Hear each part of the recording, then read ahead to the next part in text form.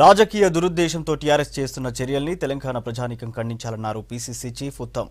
ఎమ్మెల్యేలను ప్రలోభాలకు గురిచేసి సీఎం కేసీఆర్ ఫిరాయింపులకు ప్రోత్సహిస్తున్నారని ఆరోపించారు. ఫిరాయింపులపై మాజీ కేంద్ర మంత్రి వీరప్ప మొయిలీ ఆధ్వర్యంలో గవర్నర్, రాష్ట్రపతితో పాటు లోక్ పాల్లో ఫిర్యాదు చేయనున్నట్లు తెలిపారు ఉత్తమ్.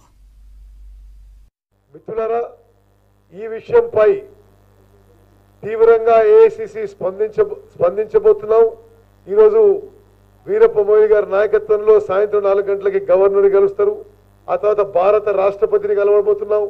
లోక్పాల్ బిల్లుని డ్రాఫ్ట్ చేసిన పెద్దలు గౌరవనీయులు మాజీ కేంద్ర మంత్రి వర్యులు, న్యాయశాఖ మంత్రి వర్యులు వీరప్ప మొయిలీ గారు ప్రివెన్షన్ ఆఫ్ కరప్షన్ కింద లోక్పాల్ కి ఈ ఎమ్మెల్యేస్ డిఫెక్షన్ విషయంలో కేసు వేయబోతున్నాము.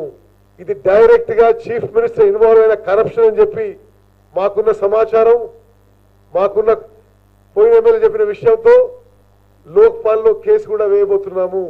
మొదటిసారిగా ఉమ్మడి ఆంధ్రప్రదేశ్ లో ఒక దళితుడు ప్రతిపక్ష నాయకుడుగా ఉంటే దళితులకు కూడా అగౌరవం చేసే విధంగా ప్రతిపక్ష నాయకుని హోదా కూడా ఉండొద్దనే ఒక రాజకీయ దురుద్దేశంతో చేస్తున్న చర్యని తెలంగాణ సమాజం మొత్తం ఖండించాలని చెప్పి మేము విజ్ఞప్తి చేస్తున్నాం.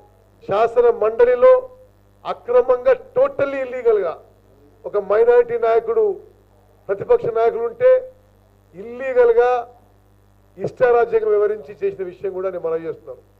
మీకు తెలుసు ఎమ్మెల్యేలు ఎందుకు పోతున్నారు. ఒక ఆయన కాన్స్టిట్యూన్సీ డెవలప్మెంట్ అంటాడు, ఇంకో అంటాడు. అందరి స్టేట్మెంట్లు ముఖ్యమంత్రి అధికారిక నివాసంలో ఒక ఆయన టైప్ చేసి అదే స్టేట్మెంట్లు అందరితో సంతకం పెట్టిస్తున్నారు. ఒక ఆయన 10 కోట్లు, ఆయన 15 కోట్లు, ఎంతకంటే అంత రేటు మాట్లాడితే కొండా విశ్వేశ్వర రెడ్డి పార్లమెంట్ టెన్యూర్ అయిపోయిన తర్వాత కాంగ్రెస్ పార్టీలో చేరిండు. నిజంగా చాలా దురదృష్టకరం. తెలంగాణ చరిత్రలో కేసీఆర్ ముఖ్యమంత్రి అయితే ఒక రాజనీతిజ్ఞుడిగా, ఒక స్టేట్స్మెన్ గా, మొత్తం రాష్ట్రానికి ముఖ్యమంత్రిగా, ప్రజలందరికీ ముఖ్యమంత్రిగా ఉంటున్నారని చెప్పి భావించాం. కానీ వాళ్ళు ఎమ్మెల్యేలు ఏ విధంగా అయితే ట్యూషన్ చెప్పి కోచింగ్ చేసి పంపిస్తుండ్రో మీరు పోయి చెప్పాలి, ఇట్లా మా కాన్స్టిట్యూన్సీ డెవలప్మెంట్ కోసం పోతున్నాం, వాళ్ళే స్టేట్మెంట్ రాసియడం, అదే సంతకం పెట్టి ఇవ్వడం.